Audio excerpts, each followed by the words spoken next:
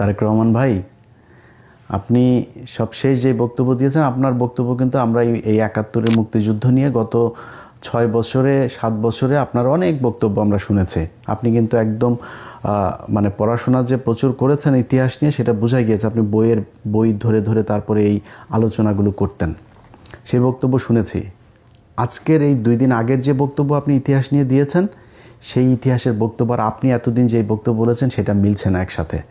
যদি আওয়ামী লীগের বয়ান যদি আপনি ইতিহাস মনে করেন, তাহলে আওয়ামী লীগের বয়ান অনুযায়ী আপনার আব্বা কিন্তু একজন রাজাকার। এটা কিন্তু মাথায় রেখে তারপরে ইতিহাস নিয়ে আলোচনা করতে হবে খুব সাবধানে।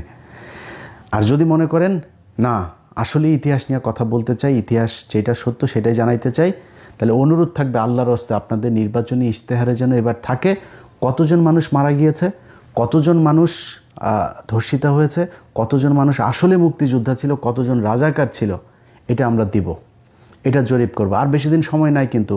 জেনুইন অরিজিনাল মুক্তিযোদ্ধা, এই মুজাম্মেলদের মতো ভুয়া মুক্তিযোদ্ধা না, অরিজিনাল মুক্তিযোদ্ধা তারা কিন্তু এখন সবার বয়সী 70-এর উপরে। আর 5 বছর পরে কিন্তু একটারও খুঁজে পাওয়া যাবে না। খুঁজে পাওয়া গেলেও তাদের বক্তব্য রেকর্ড করতে পারবেন না, কারণ সেই অবস্থা তাদের শারীরিক মানসিকভাবে থাকবে না।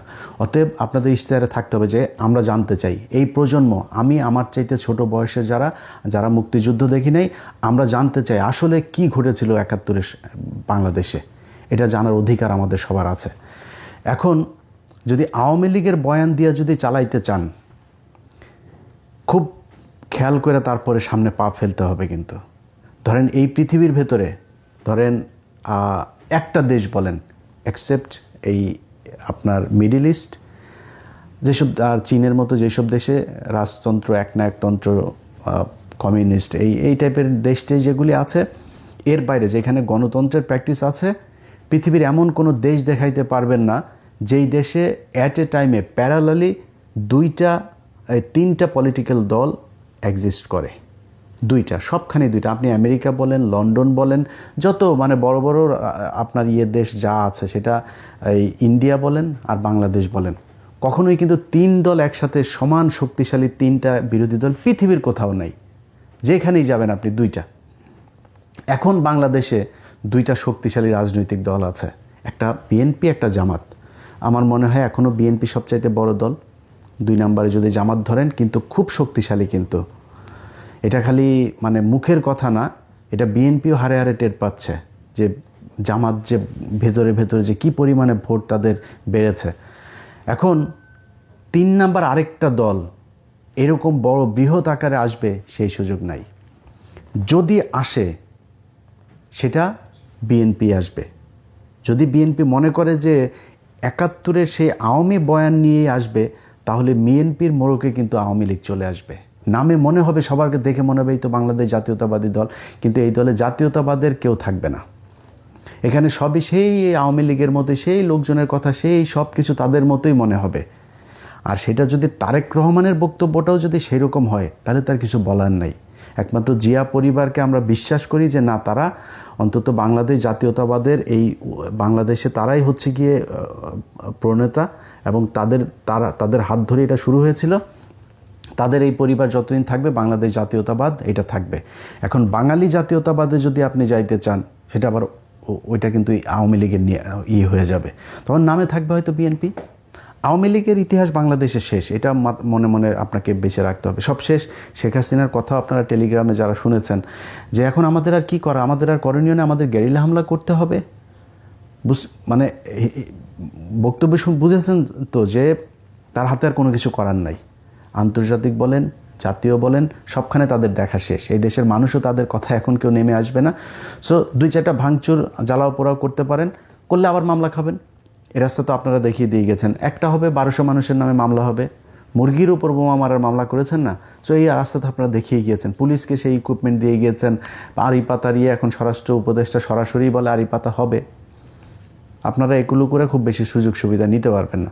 সো বিএনপি, জামাতের জায়গায় থাকবে। জামাত যেহেতু উঠে গিয়েছে, জামাত তো এখান থেকে উপরে উঠবে, নিচে নামবে না তো। এখন আপনারা কারা থাকবেন? বাংলাদেশ জাতীয়তাবাদ থাকবেন না বাঙালি জাতীয়তাবাদ থাকবেন?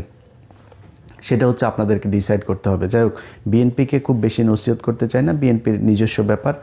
বিএনপিকে নিয়ে কথা বললে আবার বিএনপি আবার আমাদের জামাত টামাত বানায় দিবে, যেখানে ভাই আপনাদেরকে অবমূল্যায়ন করে ছোট করে কথা বলার মতো সুযোগ নেই। অনেকে বিশাল গ্যাঞ্জাম বাঁধাইতে চাচ্ছে আমাদের আর বিএনপির মাঝখানে, আমারে দিয়ে সেটা পারবেন না। কারণ হচ্ছে কি, কারণ এই বিএনপি তো গত 15 বছরে তারা জীবন দিয়েছে, তাদের পার্টির লোক গুম হয়েছে, তারা জেলে ছিল, এই পুরো দলটারে একদম যা মনে চায় তাই বলবেন, এটা বলা আমার এত দুঃসাহস হয় না, যে কারণে খুব বেশি বুঝাইলাম না। বাট সামনের দিনগুলোতে খুব সাবধানে পা চলতে হবে। মনে করেন জামাত ইসলাম ক্ষমতায় আসলো, আওয়ামী লীগ যা করেছে এই বিএনপির উপরে, জামাত ইসলাম সেটা কোনো দিনও করবে না। করলে আমরা ছেড়ে দেবো না তো, যে জামাত এসে বিএনপিরে গুম করবে, খুন করবে, বিএনপির একদম বিরোধী দল নিশ্চিহ্ন করে ফেলবে, জামাতটা আমরা ছেড়ে দেবো নাকি? কিন্তু যদি আওয়ামী লীগকে আবার আনেন, আম এবং ছালা দুটাই যাবে। এবার আসল আলোচনায় আসি। আজকে আমার এই বাম সাইডে আমার বউয়ের জুতা দেখাইছি না আগে, এই জুতাটার পাশাপাশি আরও একটা জিনিস আমার কাছে এনে রেখেছে, এইটাও আপনাদের একটু দেখায় তারপরে অনুষ্ঠান শেষ করব। আজকে পিনাকিদার মতো আমার এডিটর সাহেবদেরকে একটু বলবো যে একটু কাজ করতে।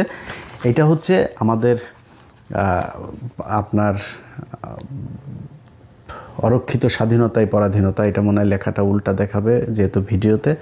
সো এই অরক্ষিত স্বাধীনতায় পরাধীনতা, এই বইটার এটা হচ্ছে এডিটর সাহেব আমার এটার প্রথম পৃষ্ঠার ছবিটা আপনাকে দিয়ে পাঠায় দেব, আমি একটু দেখায় দিয়েন।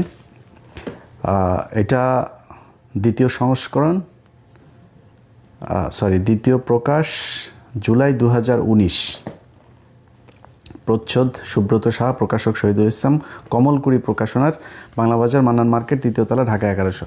যাই হোক, এই বইয়ের আমি আপনাদেরকে যেটা পড়ব, 2019 সালে কিন্তু আওয়ামী লীগের সময়ে এটার হয়েছে। এটার 48 নম্বর পৃষ্ঠা আপনাদেরকে আমি 48 থেকে 49 এবং 50 নাম্বার, ছোট 2-3 মিনিটের ভেতরে আপনাদের পড়ে শেষ করে দিব। এই বইটা হচ্ছে এই মেজর জলিল। আমি কিছুক্ষণ আগে বললাম না যে 16 ডিসেম্বর বিজয় দিবস বলে জুতা দিয়ে পেটাবো, এটা কিন্তু আমি বলিনি, এটা এই মেজর জলিল বলে গিয়েছেন। কেমনে বলে গিয়েছেন? উনি ওনার ভাষায় বলেছেন, আমি আমার ভাষায় বললাম আর কি। তো 48 নম্বর পৃষ্ঠার একদম শেষ 5 নাম্বার লাইন থেকে পড়া শুরু করবেন। 16 ডিসেম্বর 1971 সনে ভারতীয় সেনাপতি জেনারেল অরোরার কাছে পাকিস্তানি সেনাপতি জেনারেল নিয়াজি যে আত্মসমর্পণ করেছেন, সেই ইতিহাস চিরযুগই অম্লান হয়ে থাকবে। বেতনভুক্তদের ইতিহাস লেখা হয় না, তারা ইতিহাস নয়, তারা ইতিহাসের খোরাক মাত্র। ঐতিহাসিক 16 ডিসেম্বর 1971 সন বাংলাদেশের মুক্তিযুদ্ধের আনুষ্ঠানিক অবসানের দিন। আনুষ্ঠানিক কী দিন? অবসানের দিন, বিজয় দিন না। কিন্তু শেষ করতে দেন। হানাদার পাকিস্তানি বাহিনী ভারতের পূর্ব অঞ্চলীয় কমান্ডারের অধিনায়ক লেফটেন্যান্ট কর্নেল জগজিৎ সিং অরোরার কাছে ঢাকার রেসকোর্স ময়দানে আত্মসমর্পণ করে। যে যুদ্ধ বাঙালি সশস্ত্র গণবিস্ফোরণ ও মুক্তিযুদ্ধের মধ্য দিয়ে শুরু হয়, তার শেষ হয় ভারতীয় সেনাবাহিনীর অধিনায়কের কাছে হানাদার পাকিস্তানি বাহিনীর অধিনায়কের আত্মসমর্পণের মধ্য দিয়ে। হিসেব মিলছে না কেন? হিসেবের এই গরমিলের জন্য দায়ী কে বা কারা? যারা মুক্তিযুদ্ধ শুরু করেছিল, যুদ্ধ শেষে পরাজিত শত্রুপক্ষ মুক্তিযোদ্ধাদের কাছে আত্মসমর্পণ করল না কেন? পাকিস্তান এবং ভারতের মধ্যে তো কোনো যুদ্ধ হয়নি। মুক্তিযুদ্ধ সংঘটিত হয়েছিল হানাদার পাকিস্তানি সেনাবাহিনী এবং মুক্তিকামী বাঙালি জনগণের মধ্যে। ভারতীয় সেনাবাহিনীর কাছে পাকিস্তানি সেনাবাহিনীর আত্মসমর্পণের হেতুটি দেখা দিল কেন? কোন উদ্দেশ্যে? মুক্তিযুদ্ধের সর্বাধিনায়ক কর্নেল উসমানীর কাছে পাকিস্তানের পরাজিত নিয়াজি আত্মসমর্পণ করলেন না কেন? আত্মসমর্পণের সময় কর্নেল উসমানী উপস্থিত ছিলেন না কেন? অনুপস্থিত ছিলেন কেন? আত্মসমর্পণের বেশ কয়েকদিন পর কর্নেল উসমানী ঢাকায় এলেন কেন? এ সময়কাল তিনি কোথায় ক্ষেপণ করেছেন? তিনি কি তাহলে সত্যিই কলকাতায় বন্দী ছিলেন? আজও বাংলাদেশের জনমনে নানান প্রশ্নের ভিড় জমেছে। এসব প্রশ্নের উত্তর দেশবাসী আওয়ামী লীগের কাছে থেকে প্রত্যাশা করেছে, কিন্তু আওয়ামী লীগ নেতৃত্ব এবং ভারতে অবস্থানরত প্রবাসী আওয়ামী লীগ নেতৃত্ব এ সকল প্রশ্নের জবাব দেওয়ার আজ পর্যন্ত কোনো তাগিদই বোধ করেনি। তাছাড়া আত্মসমর্পণের পর 1 সপ্তাহের পরে প্রবাসী আওয়ামী লীগ সরকার বাংলাদেশে ফিরে এসে বিনা প্রশ্নে গদিতে বসেন।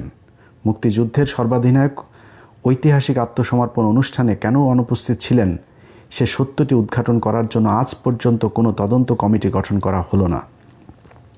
অথচ মুক্তিযুদ্ধের এই অসহায় মহানায়ক কর্নেল ওসমানের কতই না প্রশংসা। কেন এই মিছিমিছি প্রশংসা? এর অন্তরালে কী রহস্য? রহস্য তো নিশ্চয়ই রয়েছে।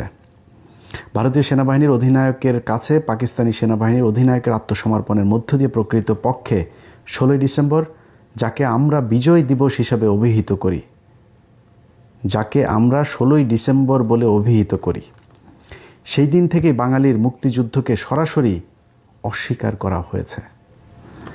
16ই ডিসেম্বর যোদ্ধাদের বিজয় দিবস এর পরিবর্তে ভারতীয় সেনাবাহিনীর বিজয় দিবস হিসাবে ইতিহাসে আনুষ্ঠানিকভাবে চিহ্নিত করা হয়েছে।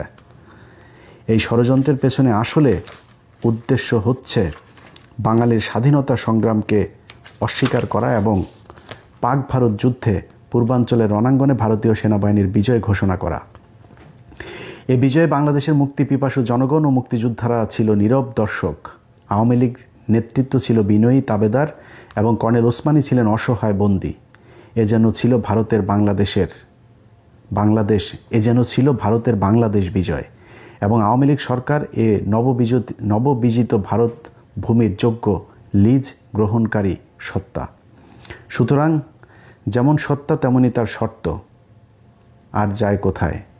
এ তো গেল 16ই ডিসেম্বরের সম্পর্কে কিছু কথা। অনুরূপভাবে 17ই ডিসেম্বর তারিখে খুলনায় সার্কিট হাউস ময়দানে পাকিস্তান সেনাবাহিনীর আনুষ্ঠানিক আত্মসমর্পণ পর্ব অনুষ্ঠিত হয়। 9ম সেক্টরের অধিপতি হিসাবে আমি সেখানে উপস্থিত থাকলেও ভারতীয় সেনাবাহিনীর কর্তৃপক্ষ আমাকে একরকম জোর করেই পেছনের সারিতে ফেলে দেয়। বারবার প্রচেষ্টা চালানো সত্ত্বেও আমাকে সামনে আসতেই দেওয়া হলো না। আমার প্রতিপক্ষ ভারতীয় সেনাবাহিনীর মেজর জেনারেল দালবীর সিংকে দিয়েই সেই আত্মসমর্পণের নেতৃত্ব বজায় রাখা হয়।